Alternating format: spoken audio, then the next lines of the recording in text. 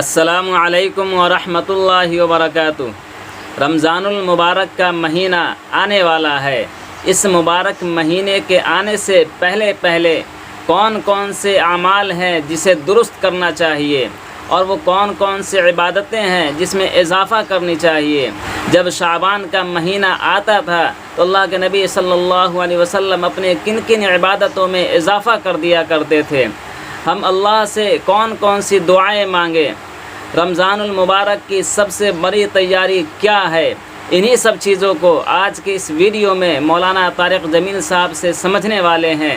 یہ کسی تعریف کے محتاج نہیں ہے۔ جب آپ پوری ویڈیو کو سنیں گے اور سمجھیں گے تو آپ کو بھی اندازہ لگ جائے گا۔ آئیے ویڈیو کی شروعات کرتے ہیں اور سمجھتے ہیں کہ آخر اللہ کے نبی صلی اللہ علیہ وسلم رمضان المبارک کے مہینے کے آنے سے پہلے کس طرح تیاری کیا کرتے تھے۔ آئیے ویڈیو کی شروعات کرتے ہیں۔ رمضان کی سب سے بڑی تیاری کیا ہے کہ اپنے دلوں کو صاف کر لو پہلے سے، کہ جس دل میں نفرت ہو، بغض ہو، کسی کے لیے غصہ ہو، کسی کے لیے کیا کیا جذبے ہوں، دل صاف کرنا۔ ہمارے گھروں میں روزانہ جھاڑو ہوتا ہے، یہاں مدرسے میں روزانہ صفائی ہوتی کہ نہیں ہوتی؟ چونکہ دنیا کی اصل گندگی ہے تو جھاڑو ہاتھ سے نہیں چھوٹ سکتا۔ حرم شریف میں دیکھا کیسے چاروں طرف خدام پھر رہے ہوتے ہیں برش لے کر، تو دل پہ غبار ایسے آتا ہے جیسے صحن میں غبار آتا ہے،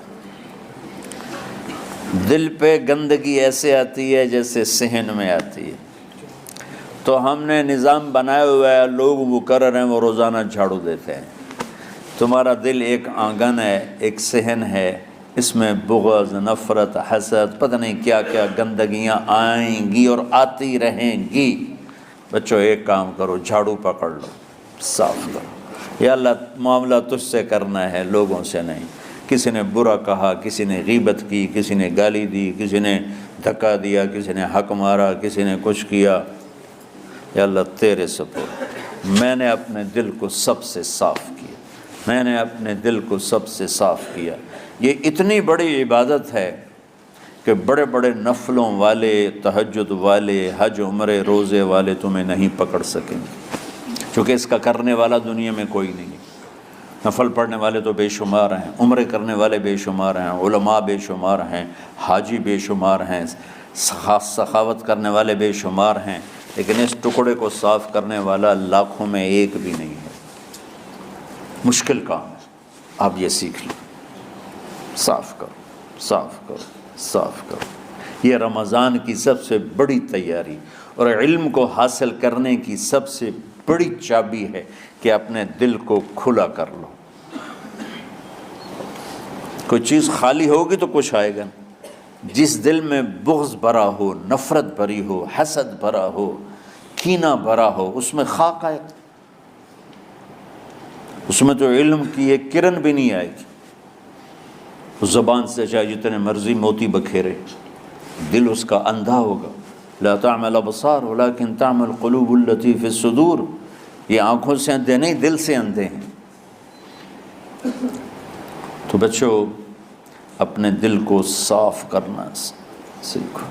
وہ کتنی مشہور حدیث ہے، آپ نے کہا اس دروازے سے ایک جنتی آ رہا ہے، تو ایک انصاری صحابی داخل ہوئے، جوتا ہاتھ میں، داڑھی میں وضو کا پانی۔ اگلے دن اس دروازے سے ایک جنتی آ رہا ہے، تو ایک صحابی آئے، ہاتھ میں جوتا، داڑھی میں وضو کا پانی، وہی صحابی۔ اگلے دن اس دروازے سے ایک جنتی آ رہا ہے، تو وہی صحابی 3 دن جنت کی بشارت لی انہوں نے۔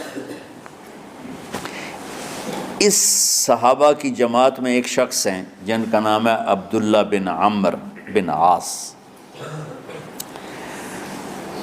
ان سے بڑا عبادت گزار صحابہ میں کوئی نہیں تھا، نہ سابقین میں، نہ متاخرین میں، نہ پہلوں میں، نہ بعد والوں میں۔ ان کی عبادت کیا تھی؟ ساری رات جاگنا، سارے دن کا روزہ، اور ایک ختم قرآن صبح سے شام تک۔ اتنی اللہ نے طاقت دی تھی۔ پھر وہی غلو والی بات آ گئی، ایکسٹریم ہونے والی بات آ گئی. ان کی شادی والی رات حجلہ عروسی میں داخل ہو رہے ہیں، دلہن کے کمرے میں داخل ہو رہے ہیں اور مصلی بچھا کے اللہ اکبر، اور دیر نفل تے نفل. تو ان کی بیگم نے دیکھا تو وہ بھی خیر کا زمانہ تھا، انہوں نے بھی وضو کیا اور پیچھے مصلی بچھا کے وہ بھی فجر تک نفل پڑھتے رہے. صبح ہوئی تو حضرت عامر بن عاص رضی اللہ عنہ نے پوچھا بیٹی رات کیسی گزری؟ کہا جی ماشاءاللہ آپ کے بیٹے تو بڑے عبادت گزار ہیں، ساری رات نفلوں میں ہی گزری. تو وہ ان کو شکایت کر دی. حضرت عامر بن عاص کو اتنا غصہ چڑھا، وہ بیٹے کو کچھ نہیں کہا کہ حکمت کی بات ہے، سیدھے گئے اللہ کے نبی کے پاس، یا رسول اللہ، اللہ دیکھیں کیسا نادان، اس کی شادی کی ساری رات نفل پڑھتا رہا. تو آپ کہتے ہیں ماشاءاللہ کتنی بڑی بات ہے، نفلوں میں گزر گئی، رات بھی نفلوں میں گزر گئی.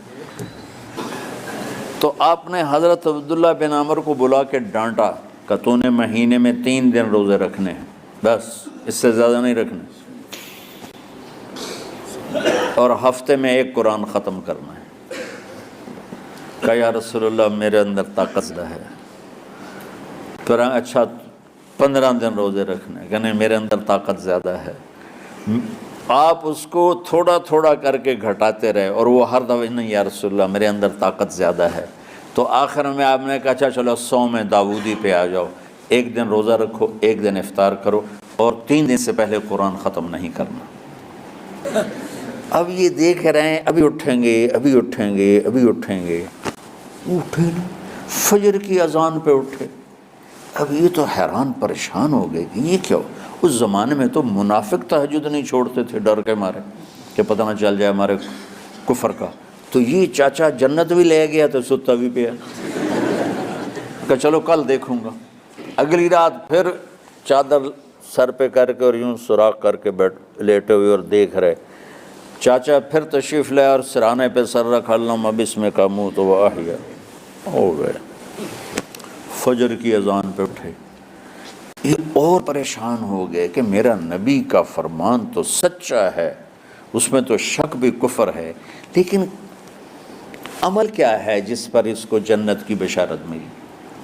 2 رکعت نفل بھی نہیں. اور آج کے دور میں تم میں سے ماشاءاللہ اکثر بچے تہجد پڑھتے ہیں کہ 1 رات اور دیکھوں گا، تیسری رات اللہم بسمک منہ تو ہو گئی ساری رات. تو تیسری رات پھٹ پڑے عبداللہ بن عمر، کہنے لگے چاچا میری ابا سے کوئی لڑائی نہیں تھی، 3 دن میں تیرے بارے میں سنتا رہا، جنتی. میں دیکھنے آیا تھا کہ آپ کیا کرتے ہیں. آپ تو کچھ بھی نہیں کرتے ہو، ساری رات سوتے رہتے ہو، آپ کیا کرتے ہو؟ انہوں نے کہا بیٹا یہی ہے جو تم نے دیکھا ہے.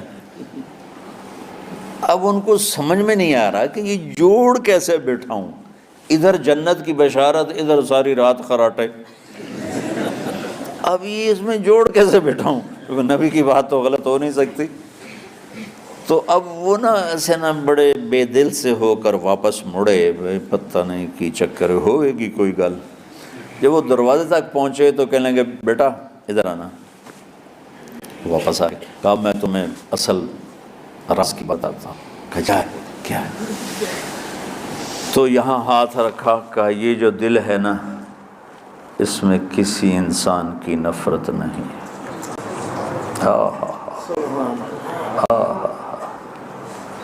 اور جب اللہ کسی کو رزق دیتا ہے، عزت دیتا ہے، مجھے کبھی حسد نہیں ہوا، مجھے خوشی ہوتی. تو عبداللہ بن عمر نے کہنا تھا ہاں یہ بات ہے، نہیں، انہوں نے کہا ہاذا ہوا، اچھل کے کہنے لگے ہاذا ہوا، ہاں یاد ہو جائیں تمہیں، اشعار یاد ہیں. تو ساری امت سے کہتا ہوں رمضان کا استقبال کرو دلوں کو صاف کر کے، نفرتوں کو مٹا کے. مذہبی نفرت، دنیاوی نفرت، رشتوں کی نفرت، بول چال کی نفرت، سیاست کی نفرت، لین دین کی نفرت، ان سب سے اپنے دل کو صاف کرو تاکہ رمضان میں اللہ نے علم اتارا، اللہ تعالیٰ آپ کو علم عطا فرمائے.